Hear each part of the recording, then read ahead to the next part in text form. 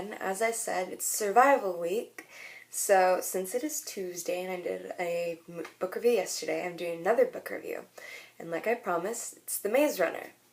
So The Maze Runner is written by James Dashner, and it centers around in the future again. It is a post-apocalyptic survival story in which these 50-60 boys are stuck inside a maze, and they have to try to figure out a code to get out, or they have to try to find a way to escape the maze.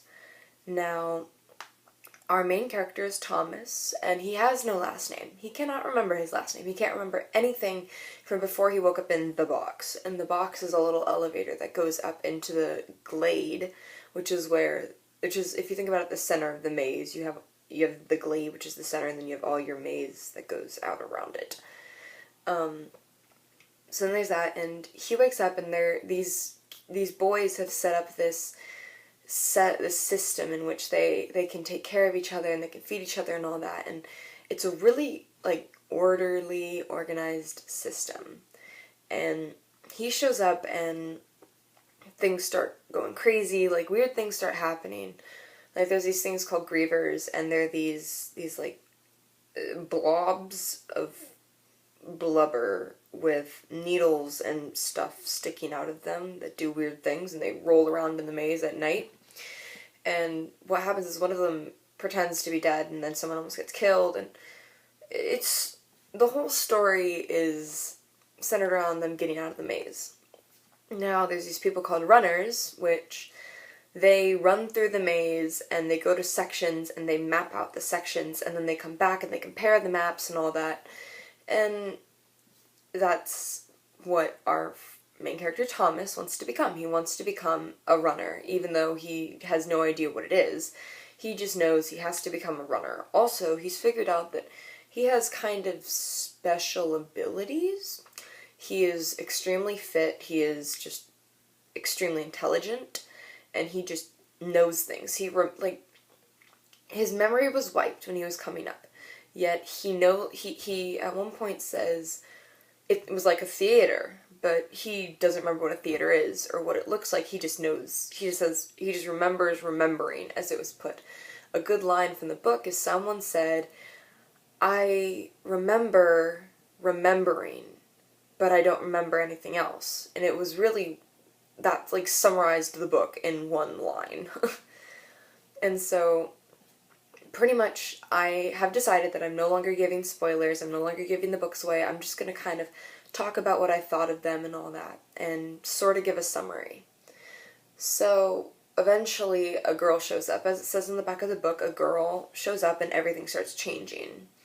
This girl, she arrives, and she has a note in her hand, and it says, everything is going to change, be prepared, and all that crap. And then weird things start happening, things do start changing. And so the boys all think this is Thomas's fault, because he showed up and then everything started happening, so it's coincidence. I think not. And eventually we figure out that these people called the creators put these kids in this maze, and everything just starts happening. He finds a little beetle that has a camera on it, I guess, that keeps track of all the kids and watches them. So these people, the creators, can watch them and assess them. And on the back of the thing it says "Wicked" in capital letters. And you don't really know why, it just says "Wicked."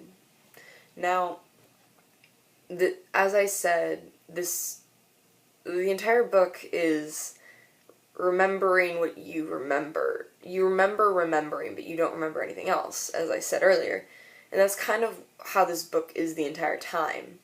It's a solid book. Personally, I loved it. It was really good. I read it in a day. It was one of those top books that I've read.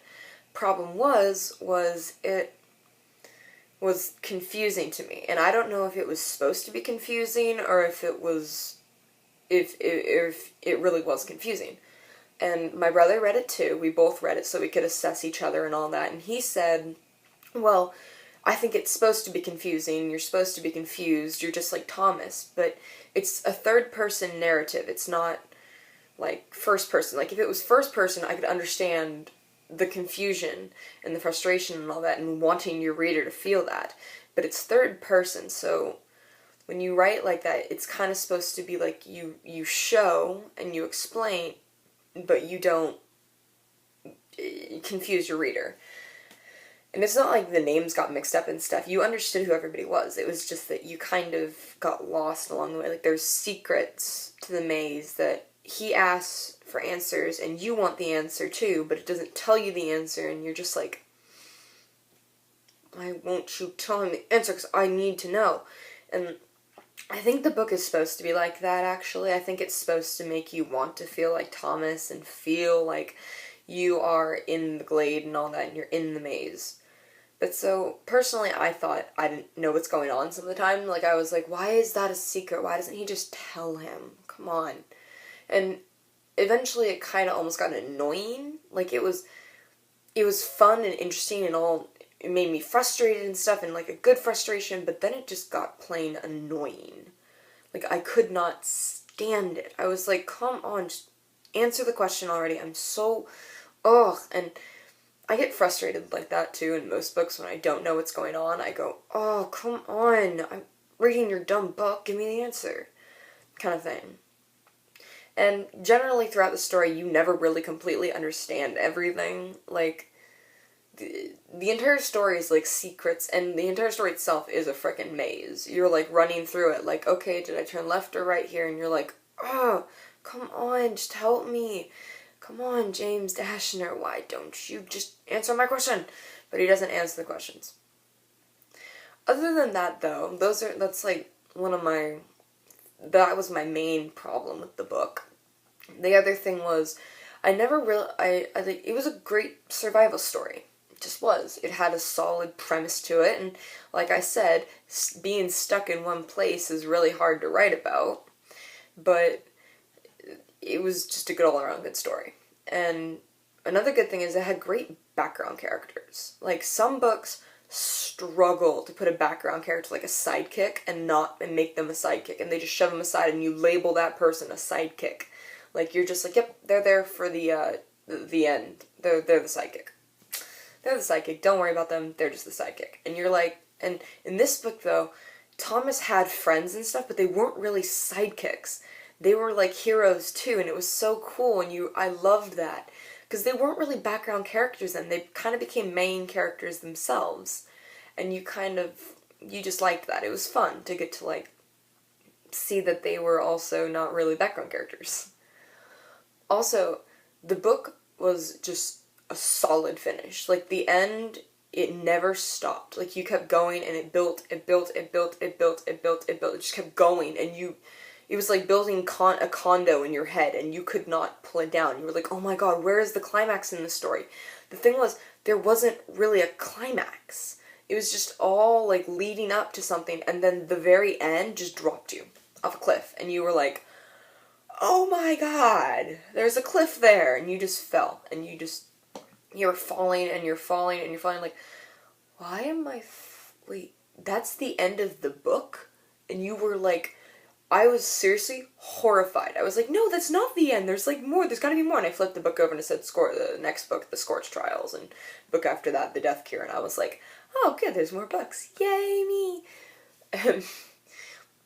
The book does have an epilogue. And in the epilogue, there is this like twist that takes you by complete surprise, and you go, what? And you're just like, no! And that's, once again, why you're horrified with the end. Because at the end, you hate James Dashner, you hate Thomas, you hate everybody, but you don't really hate them. You're just kind of like, why?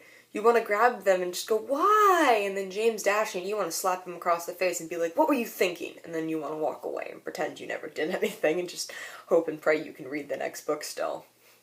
The book was, yeah. And last time I said that Monument 14 was like PG-13R. This book is like PG. James Dashner created his own set of curse words, just like in Star Wars. Like, Star Wars has, like, Stang and Crife and all that. In this, they have clunk and they have stuff like that, and you just laugh when you figure out what the words mean, and they have their own, like, little language. It's so cute. And yeah. So this book is rated PG because there's, like, no real cursing, and there's no, like, sexual stuff. but it's mostly like violence and gore that gets you. Like you're reading it and you're just like, whoa, that was really, wow, that was really violent, or wow, that was really gory. Why is, what? And it's also just a seriously intense book. Like, you cannot stop reading. And the chapters are short, so there's like 60 some chapters in this 300 something page book, and you're like, whoa, and you're reading, and you're like, I'm just gonna stop at the next chapter. Promise I will stop at the next chapter and go to bed, Mom. It's 11:30 and I flick the page. Oh my god, this is so intense. Next chapter. 10 more minutes, Mom, I promise. 11:50 rolls around. Why are you not in bed? The Maze Runner. That was like me the other night. I just sat there going, oh my god, book. Woohoo, book, flip the page. Oh my god, there's another chapter.